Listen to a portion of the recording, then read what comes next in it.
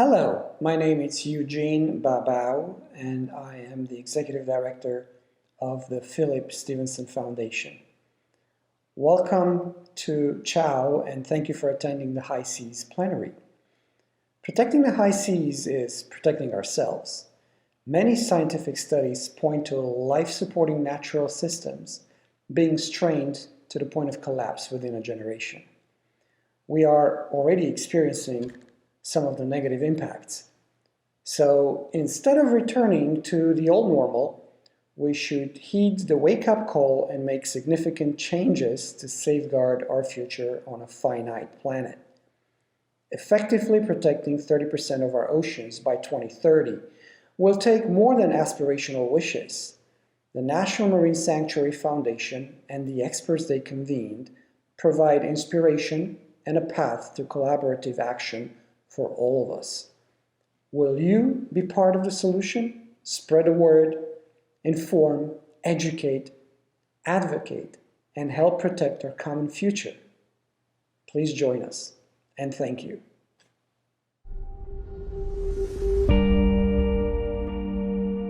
The ocean is key to life on our water planet. The Philip Stephenson Foundation supports specific projects in ocean exploration, conservation, and security. These are some of our heroes, men and women tirelessly working to help ensure a sustainable future for all. So you add up the problems. It's pollution, it's the warming, it's overfishing. What can you do about that? The local people are getting on board to restore health to the reefs by growing the coral, working with Phil Stephenson and Petite St. Vincent. This little island is really cause for hope. Thanks to the Stephenson Foundation for their support to National Geographic Pristine Seas. Thanks to their engagement, commitment, and support, we have been able to work with governments to protect wonderful places all around the ocean. Phil helped us to envision a new project at CSIS where we're looking at the way that national security issues are affected by the way the environment is being pillaged and plundered. A lot of reasons to be alarmed and worried and concerned. But before you can do much about that, you need to understand what is. Phil's work and his support, his foundation, have made me able to do so many cool things that I've been dying to do.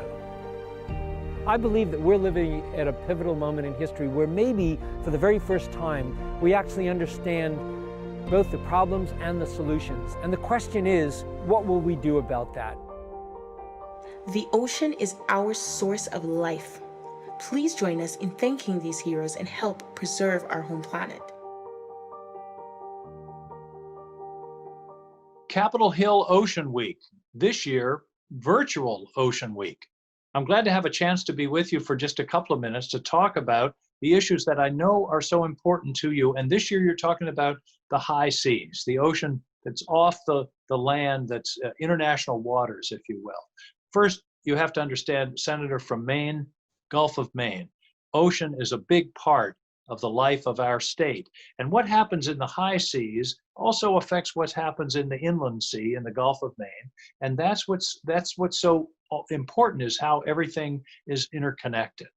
Plastics, pollution, the threat of drilling, all of those things are things that we have to continue and work on, in addition, of course, to the effect of climate change.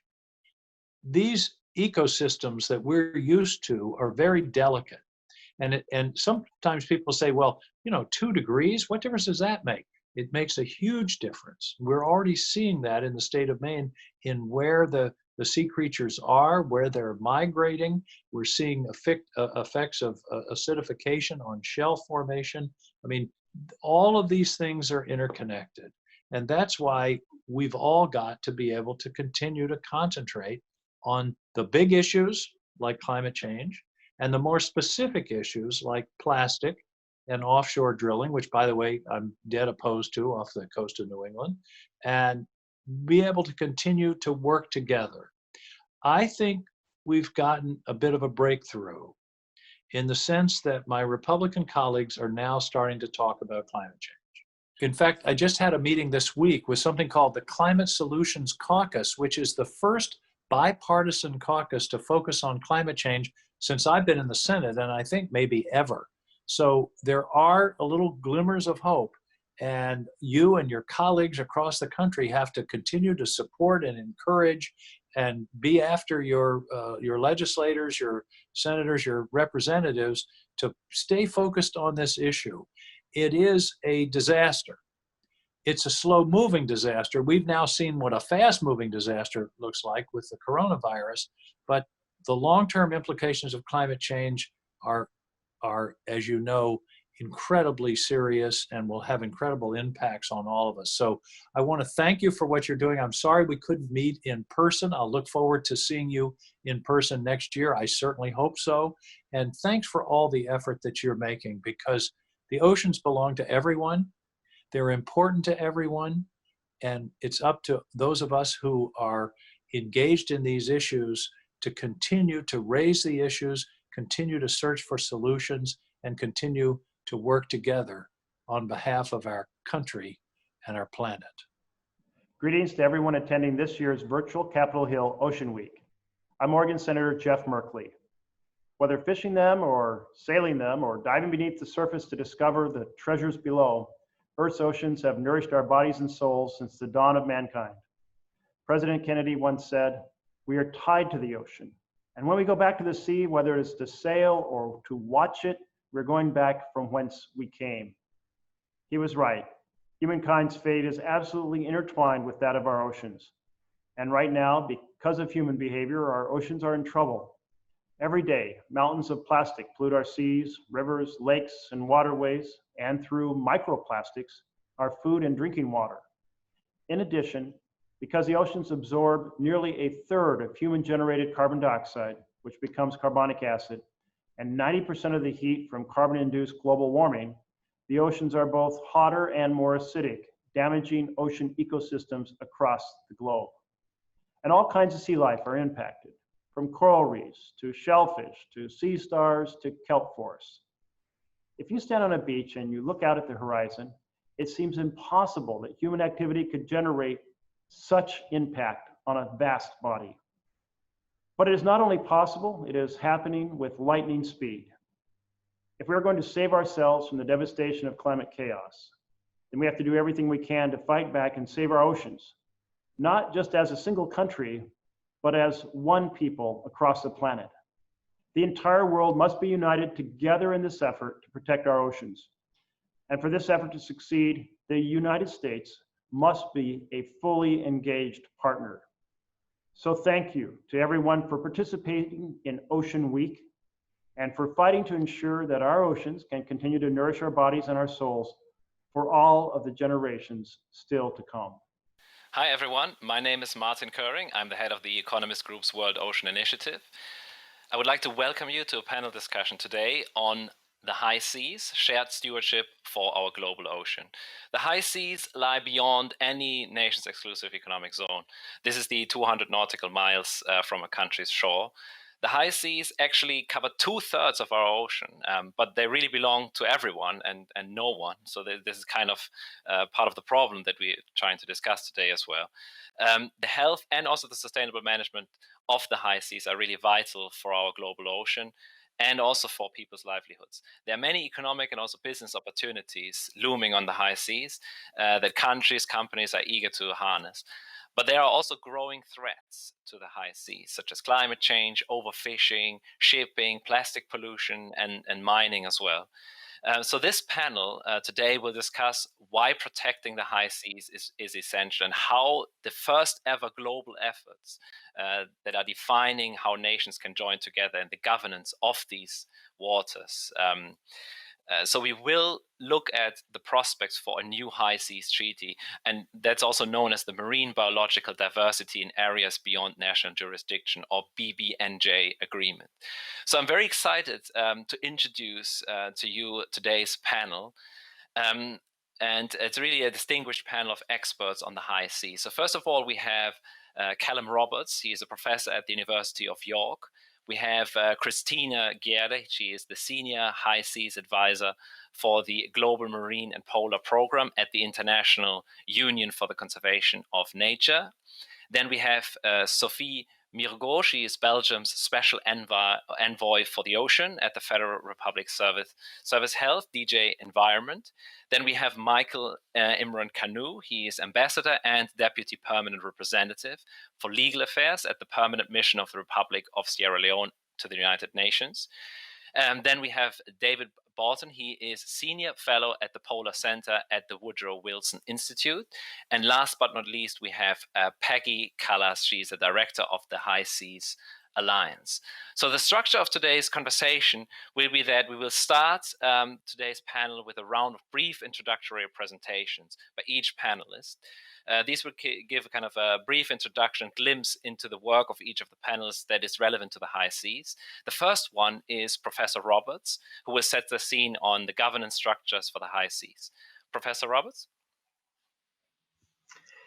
Thank you very much. And one of the things about the sea is that from our land-bound perspective, we usually think of the ocean as the coast, the place where we go to have fun. We rarely think about the oceans beyond the horizon, and that's where the high seas lie. So this dark space on the slide is the high here around the little fringes of light blue on the coast. I think the most important figure in this image is the volume that the high seas occupy. They're 7/10 of the planet when it comes to the living space on Earth. And that means that what goes on in the high seas, although we don't see most of it most of the time, is extremely important for the processes that make life on Earth. Next slide, please. The high seas were once very remote and inaccessible, and we only saw them briefly as we were passing across them, perhaps. But new technology has given us the opportunity to access some of the very valuable resources on the high seas, and that has increased the use and exploitation of the environment. That new technology has also allowed us to see activities on the high seas in more detail than ever. And here is an image which shows the distribution of 3 kinds of fishing on the high seas. And you can see that what it also reveals is that there's virtually nowhere where there is no human influence or impact. And changes are happening fast throughout the entirety of the high seas.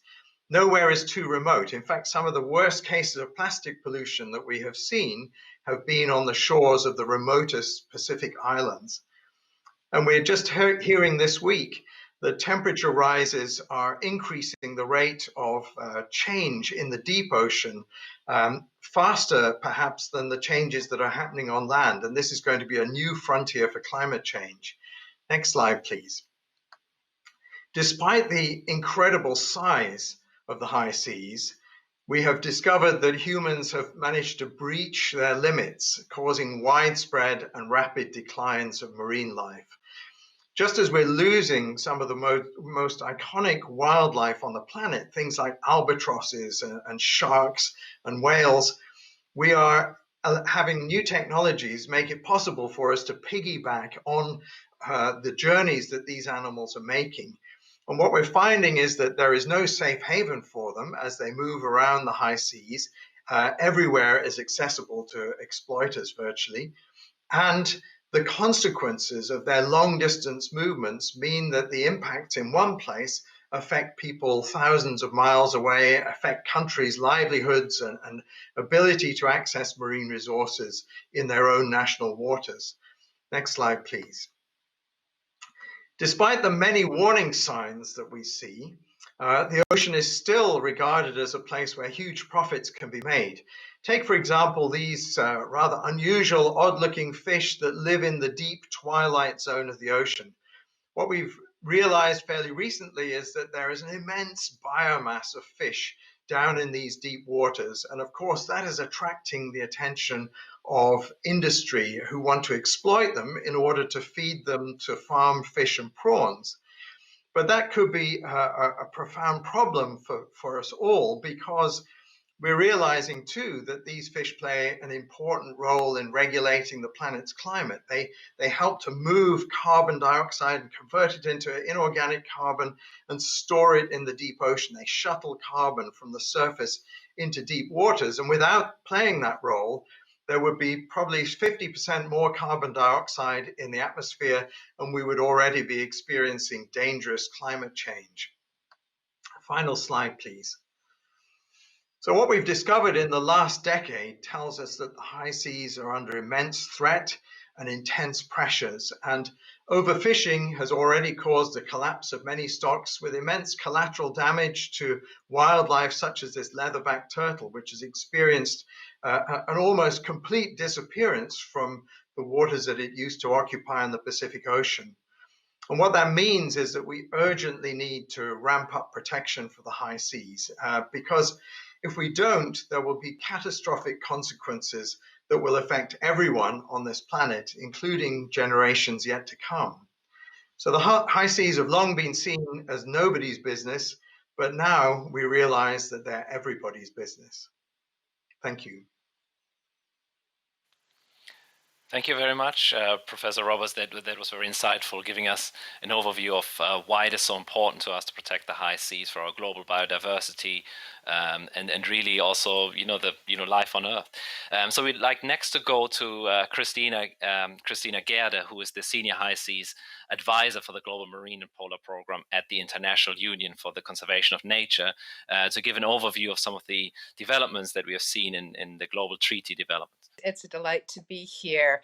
I'm going to talk about some of the governance challenges that help to frame our push for shared stewardship of the global ocean commons.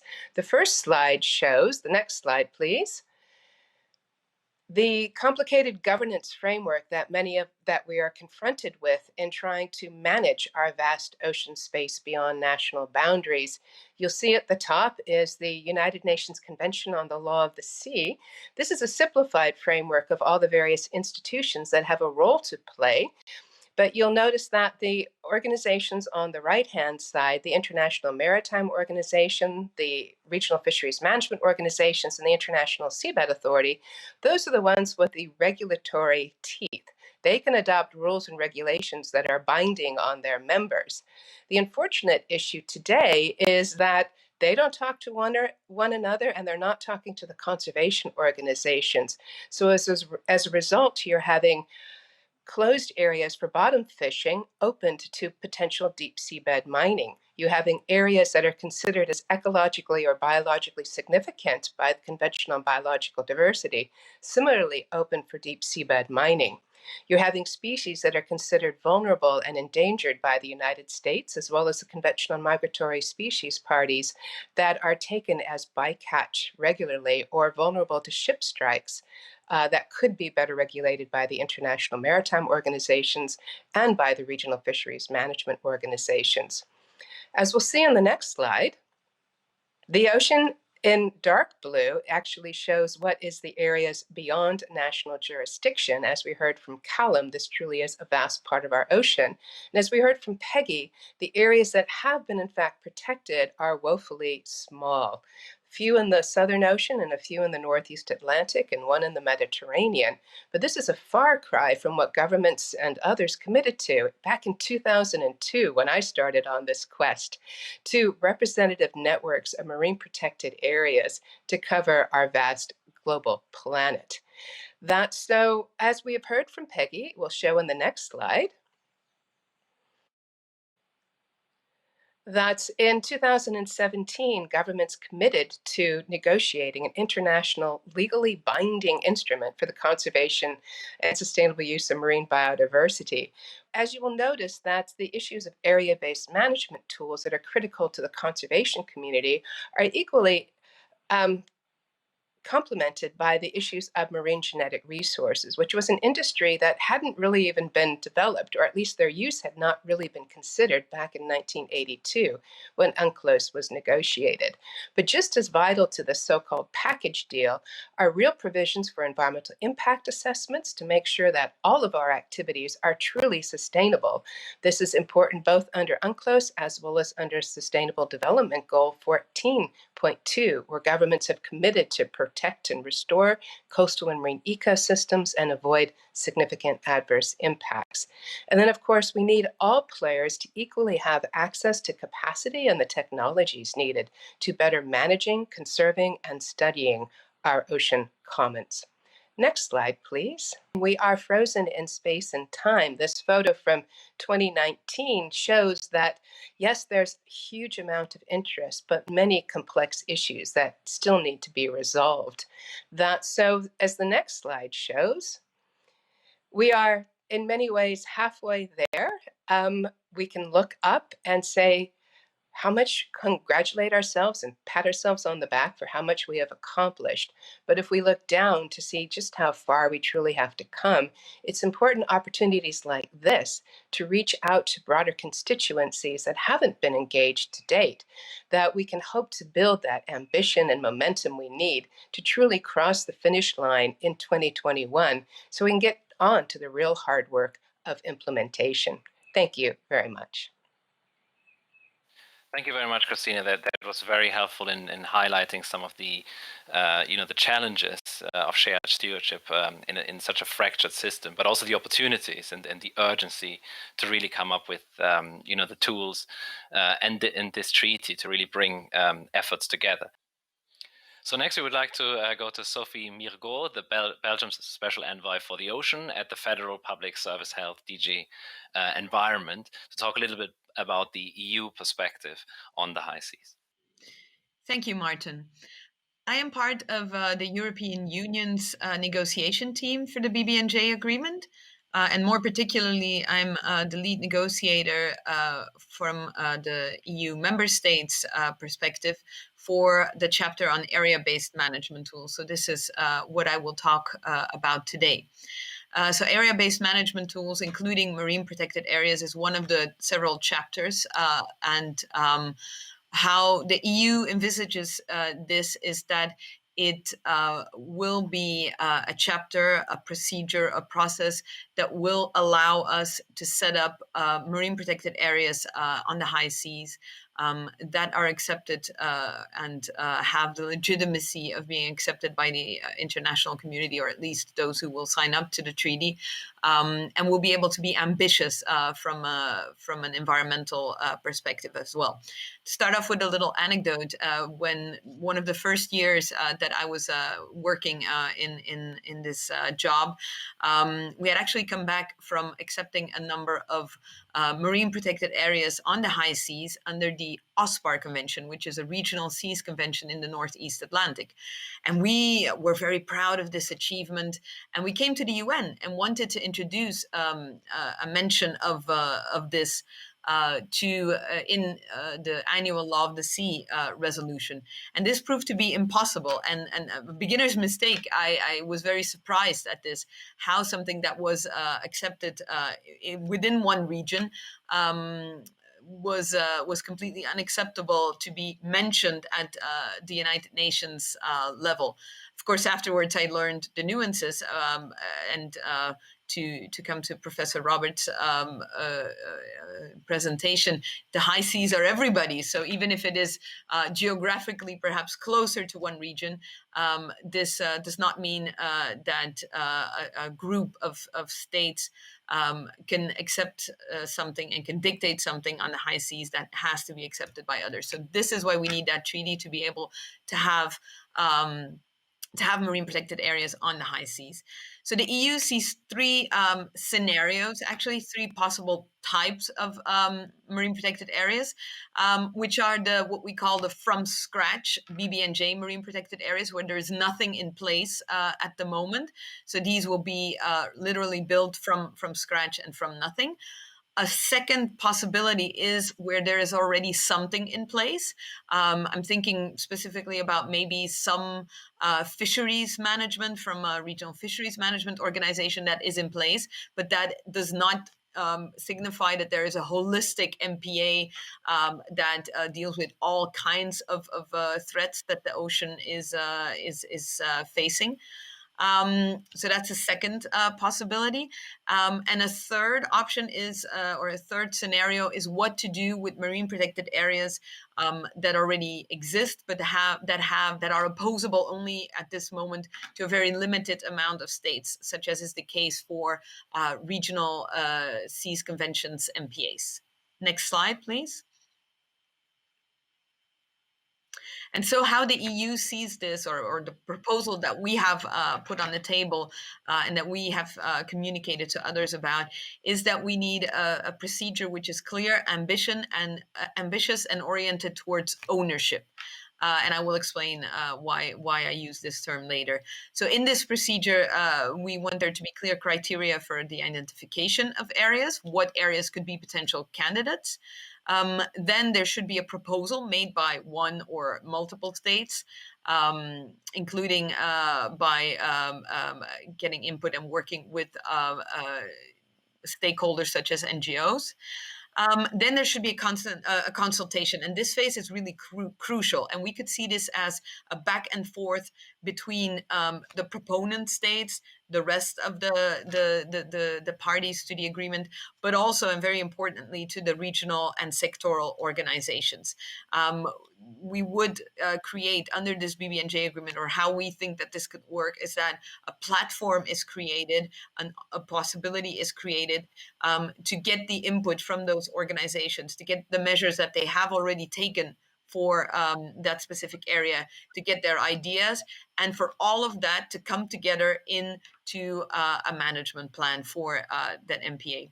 There would then be a scientific assessment, scientific input, possibly from the scientific committee, if we decide to call it that under the BBNJ agreement. And then there should be a decision, including on the management plan. And we feel like with a very strong consultation that could consist of several backs and forths, so taking into account that this could take a while, that we could have a very solid proposal for an MPA, including a management plan, which will make the decision-making go as smoothly as possible. And then afterwards, of course, we will have implementation, monitoring, and review.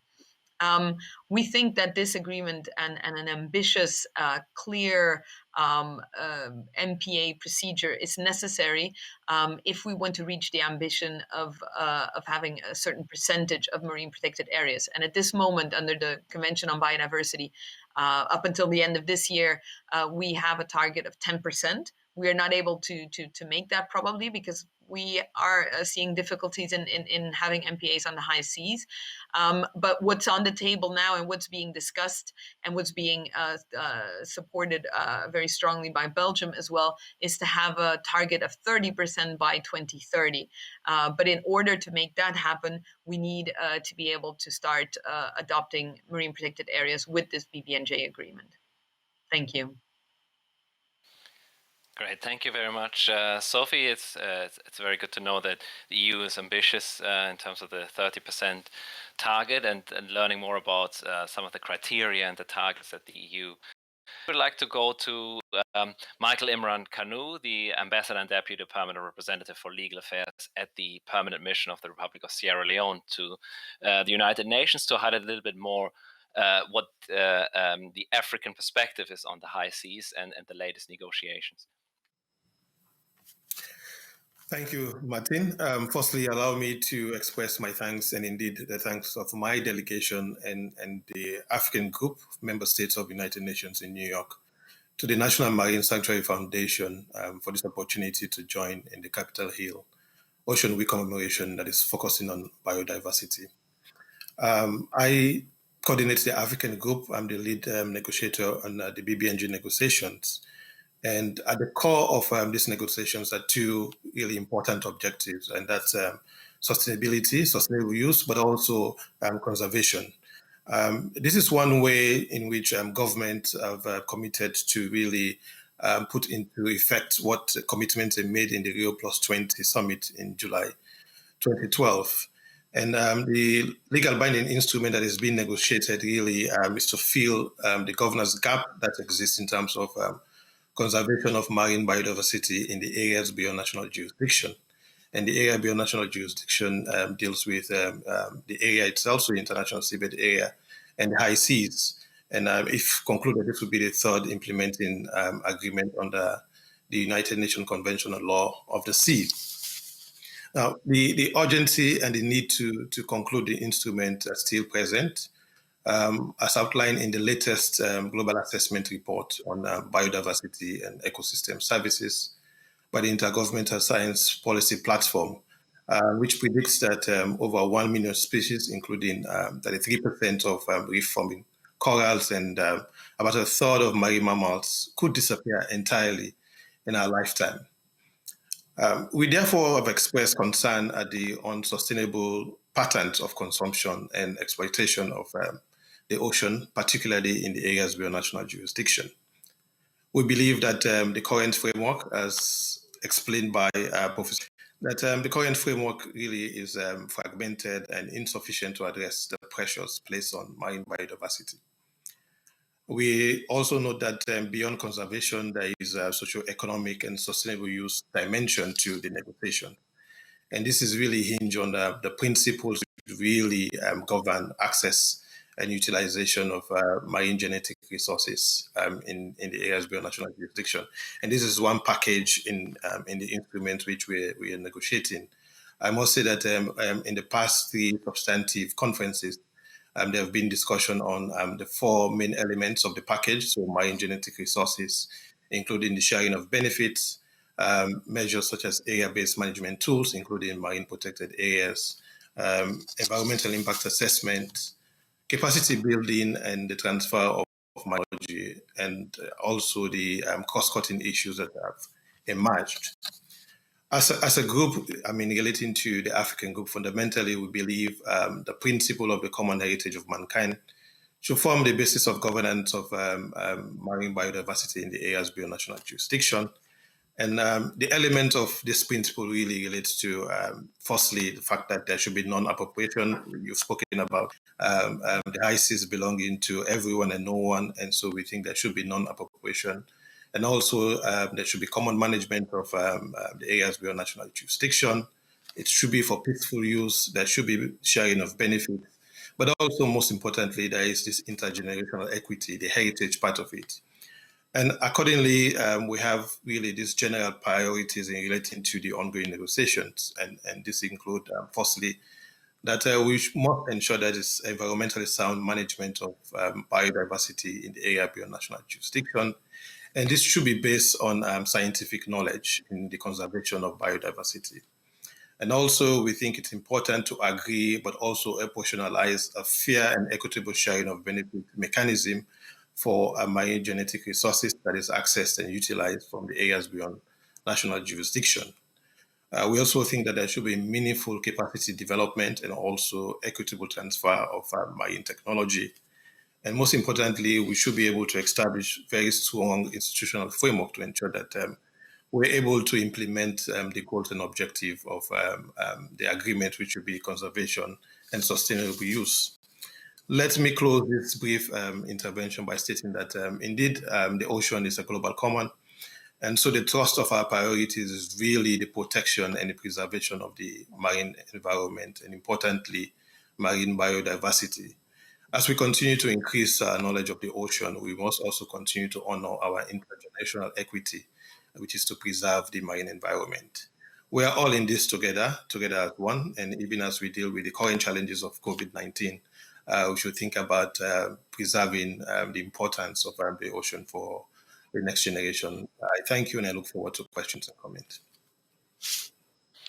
Thank you very much, Ambassador KANU. It's very good to learn about the perspective of the African group, highlighting that sound management of natural resources is important. The institutional framework is really crucial. So next, I would like to go to David Balton. He is the Senior Fellow at the Polar Center at the Woodrow Wilson Institute, to give us a bit of an update on the importance of the Arctic in the context of the high seas. Thanks very much, Martin. Hello to everyone. So the Arctic Ocean is in some sense a new ocean. Of course, it has been there all along, but the dramatic reduction in Arctic sea ice is making the Arctic Ocean much more accessible than at any other time in recorded human history. The Arctic region is warming on average more than twice as fast as the planet as a whole. And this is having profound consequences already for the Arctic Ocean, and not only in terms of accessibility. The ice is, of course, receding. The sea surface temperatures are rising, the coasts are eroding. More freshwater runoff is entering the Arctic Ocean, and the Arctic Ocean is becoming more acidic. And we do not understand the combined effects of all of these phenomena very well at all. There is no single definition of the Arctic Ocean that is used in all circumstances. And depending on how one defines it, there are a number of different areas beyond national jurisdiction in the Arctic Ocean. And here's a slide that shows the largest such area, the one in the Central Arctic Ocean. In the middle of the Central Arctic Ocean is a high seas area. It's roughly 1.8 million square kilometers, roughly the size of the Mediterranean Sea. It is surrounded by waters under national jurisdiction of 5 coastal states. Until recently, that high seas area was entirely covered year-round by ice.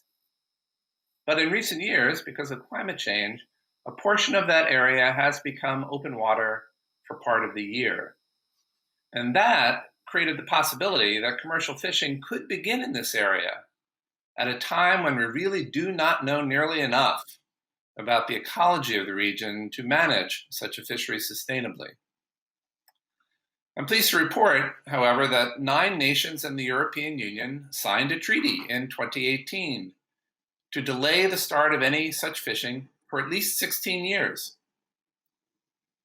The signatories are those nations whose EEZs surround the high seas pocket: Canada, Denmark, because of Greenland, Norway, Russia, and the United States, and 5 others: China, Japan, South Korea, Iceland, and the European Union. The treaty also requires these 10 to create and implement a joint program of scientific research and monitoring. 8 of the signatories have already ratified the treaty. We are waiting only for Iceland and China to complete the ratification process. And the signatories have already been meeting to prepare for entry into force. This agreement, the Central Arctic Ocean Fisheries Agreement, is an extraordinary development. It seeks to solve a problem before it arises, rather than having a scramble to limit damage after the problem has arisen. Perhaps its approach to precaution will inspire similar steps elsewhere. Now, there are some fascinating questions about how this BB&J agreement that others have been describing will interact with the Central Arctic Ocean Fisheries Agreement. I think overall, the two should be mutually reinforcing. In some sense, the Central Arctic Ocean Fisheries Agreement is already an area-based management tool of the sort foreseen in the BB&J agreement. And more broadly, the two treaties will presumably share at least a central goal, namely well-managed human activities in high seas areas. I'd be happy to discuss more about this during the discussion phase. Thank you. Thank you very much, Ambassador Balton. That was very interesting to learn a bit more about the Arctic Ocean, how there is already a framework there. And it was really interesting to learn from you that this is trying to solve a problem before it arises. And this is exactly what we need more of. So I would be very keen to explore more what we can learn from this experience for the high seas. So next, I would like to go to Peggy Callas, who is the director of the High Seas Alliance, to tell us a little bit more about the outlook for the negotiations. Thank you so much, Martin, and also to all the organizers. And I'm really delighted to be here with this fantastic panel today. And I also want to thank Senator Merkley and Senator King for your leadership on the ocean and for highlighting what's at stake here. And so, as you mentioned, I represent the High Seas Alliance, and we are a partnership of over 40 large environmental NGOs along with IUCN. And since our establishment in 2011, our primary focus has been to improve the ocean governance of the high seas, because we recognize that there were many gaps under the Law of the Sea Convention, and particularly through progressing the negotiations and discussions at the United Nations and in capitals around the world towards a legally binding treaty that will protect marine life from all the human stressors that it now is imposed upon it. So we know that the high seas covers 2/3 of the planet, almost 2/3 of the ocean, and almost half the planet. And what's important to recognize, though, is right now only 1%, approximately 1% of the high seas ocean areas are fully protected from activities. And consider that, compare this to 12% of land areas that are protected in the United States. When the U.S. Congress established the National Park Service in 1916 under President Woodrow Wilson, it remains still to this day one of the most forward-thinking programs in conservation ever created. And at the time, they wanted to protect wildlife from impairment, for enjoyment, for future generations. And that's what we're talking about here for the high seas. We need the Yellowstones and the Yosemites for the ocean. But as Sophie and others have noted, because this is the global common, the only way to do this is through a UN negotiated treaty. And Professor Roberts showed us the compelling science on the benefits of why we need to protect these areas. And it's absolutely critical that we listen to the science. In the past year, there have been numerous high-level UN reports that have come out indicating that there is a need for transformative change in the way we manage our biodiversity and our ocean if we want the ocean to continue to provide the many services that it does in making our own lives habitable on planet Earth. And so I think precaution is something that's critical. And I would just mention that Ambassador Balton, with the Central Arctic Ocean Agreement, it is a really commendable achievement, and it's one of the first, maybe the first multilateral treaty that has taken precaution and to create protected areas on the ocean. And so we need to do this on a larger scale now with the BBNJ treaty. So just quickly, I'll move to the timeline. The timeline for the treaty negotiations has been quite a long time coming. It began in 2002 with discussions that ended up establishing an ad hoc working group that went on for many years. And then finally in 2011, the process began to accelerate a bit. There was a preparatory committee process for 2 years, leading to now where we are in 2018 was the establishment of a series of negotiating conference sessions for the treaty. The resolution that established the mandate for the treaty set forth 4 sessions. The first took place in 2018. There were 2 others in 2019. And the final slated session was to have taken place in March and April of just recently, but because of the COVID-19 virus, had to be postponed. But it's important to know that this is the first time in 40 years that world governments have gathered to negotiate a global treaty related to the ocean, and the first of its kind to address biodiversity on the high seas. So we now are in the critical final stage. We expect to have a new date for the IGC4 any day now, but the meeting will probably be months to come and could take place in early January 2021. So in the meantime, the president of the conference, Ambassador Rena Lee, released revised draft text in November of 2019.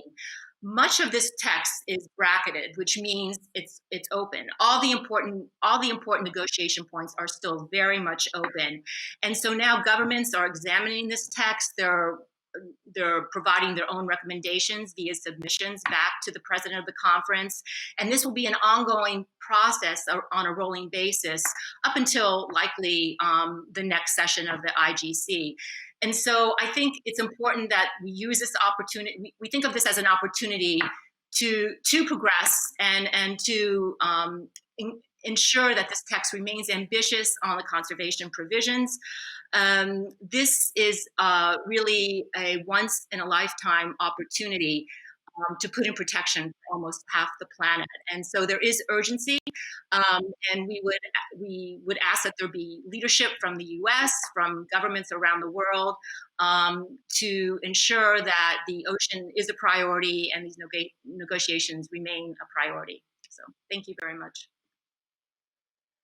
Thank you very much, Peggy.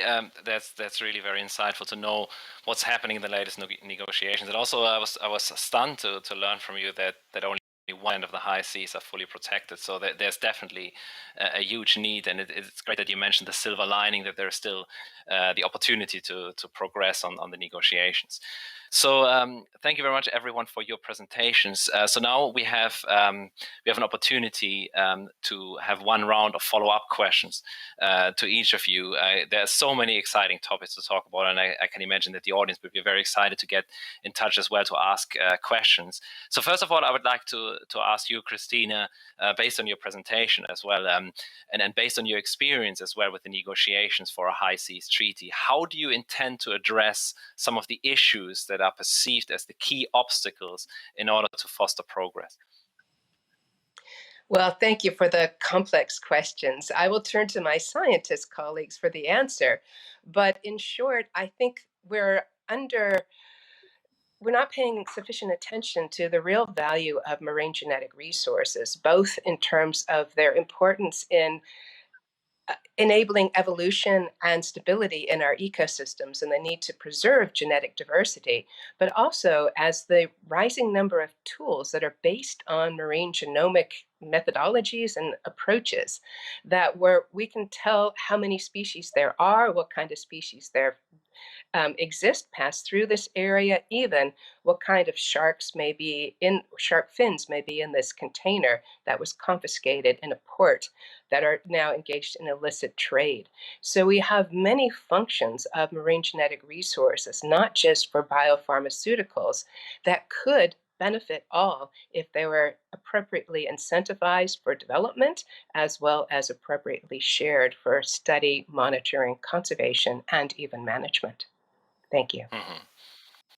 Thank you very much, Christina. Highlighting the importance of science is really crucial. I'd like to follow up as well with Peggy, because she had talked about the postponed treaty negotiations. And I was wondering how this postponement changes the dynamic of the BBNJ treaty process, and what your expectations are for the treaty negotiations in light of this new timeline that you highlighted. So thank you, Martin, for that question. And I think we had been building to a certain momentum when we expected the last negotiation to be March and April of this year. And so I think one of the challenges is to keep that momentum and ambition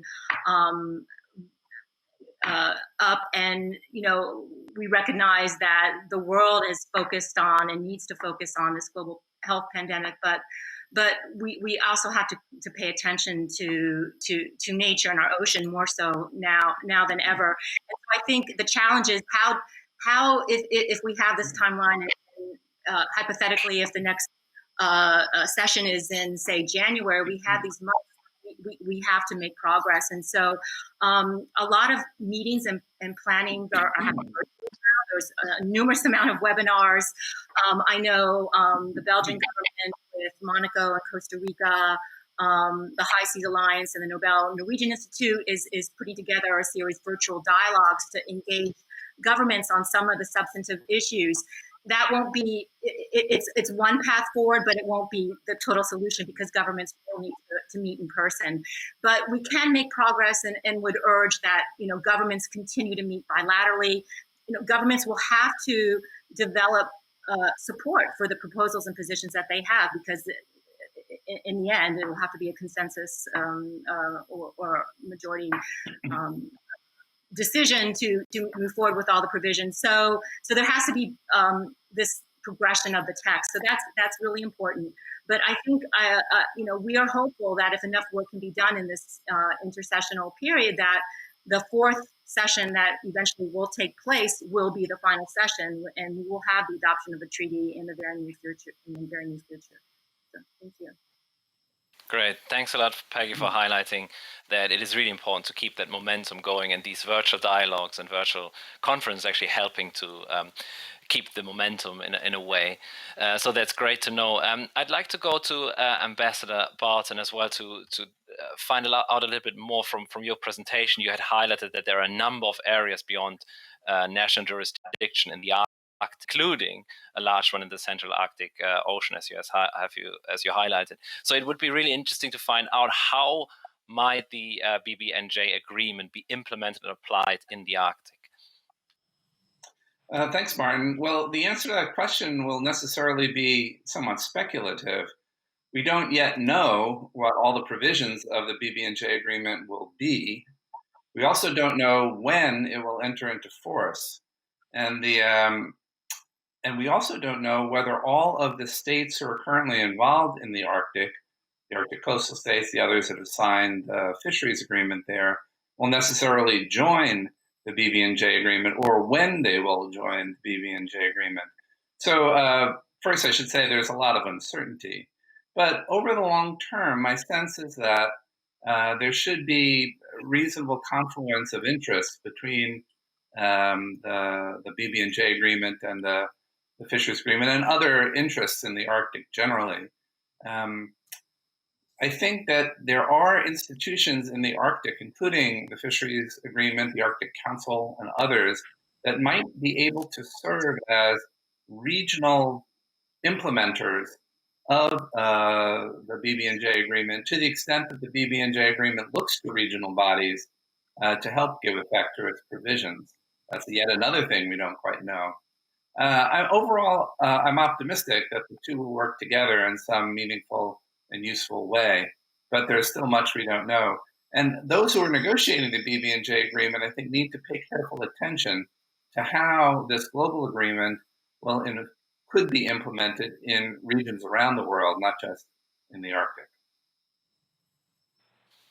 Great, thank you very much, Ambassador Balton. That's good to know, and it's good to be that there will be, that there will be progress on both fronts, and that there can actually be some regional implementation as well.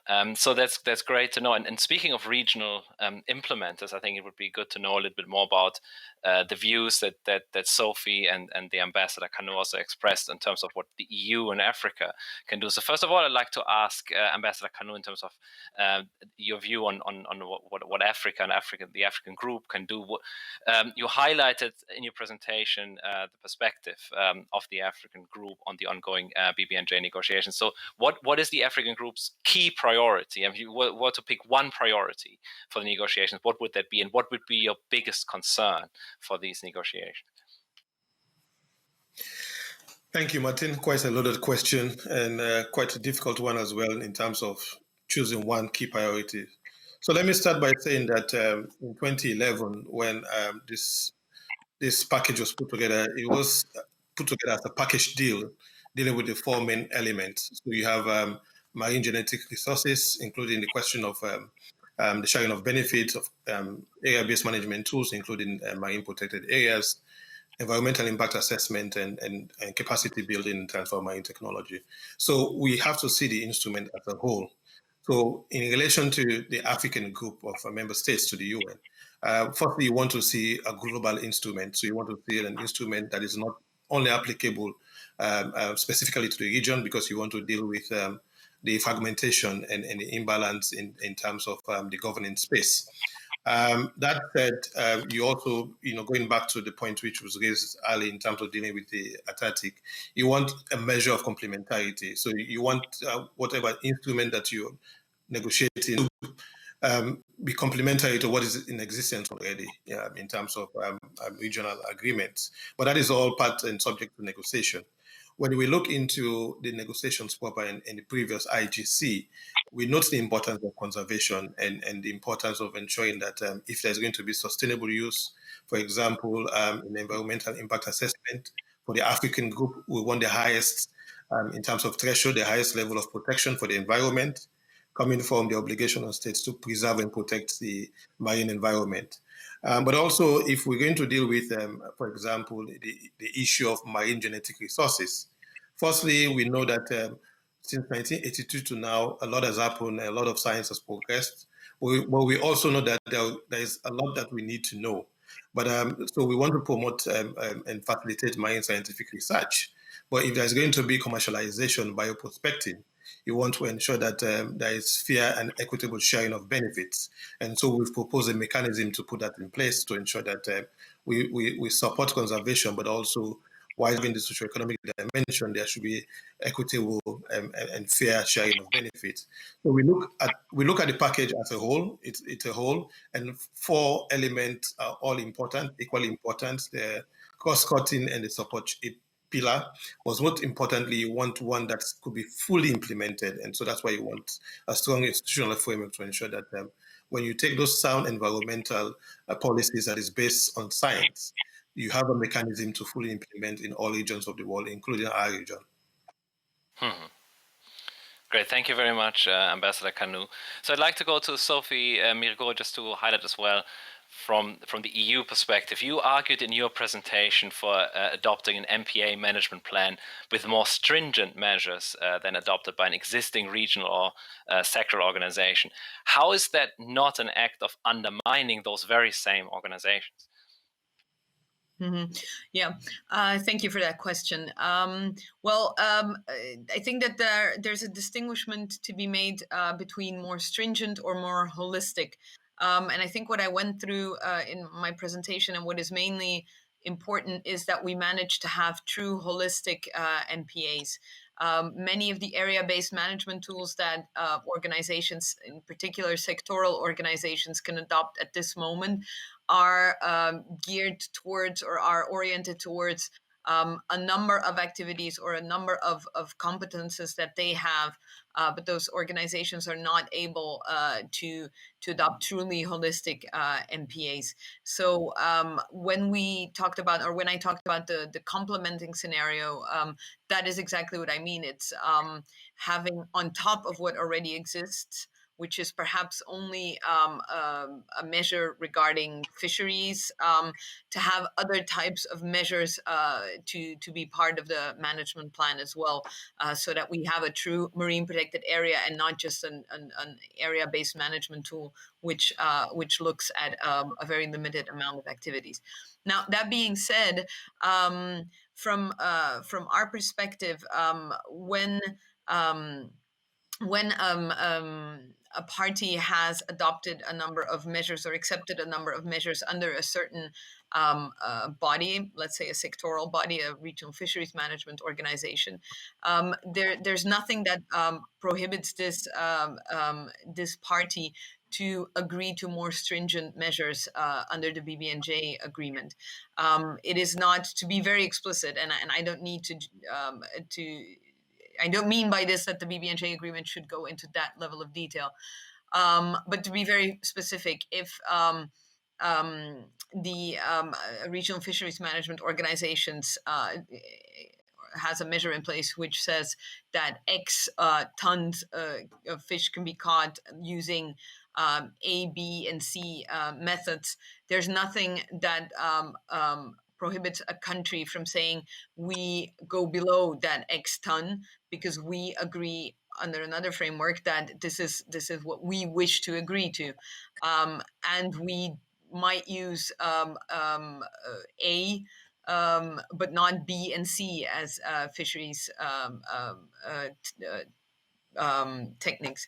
So that is how we see this, that this is not undermining.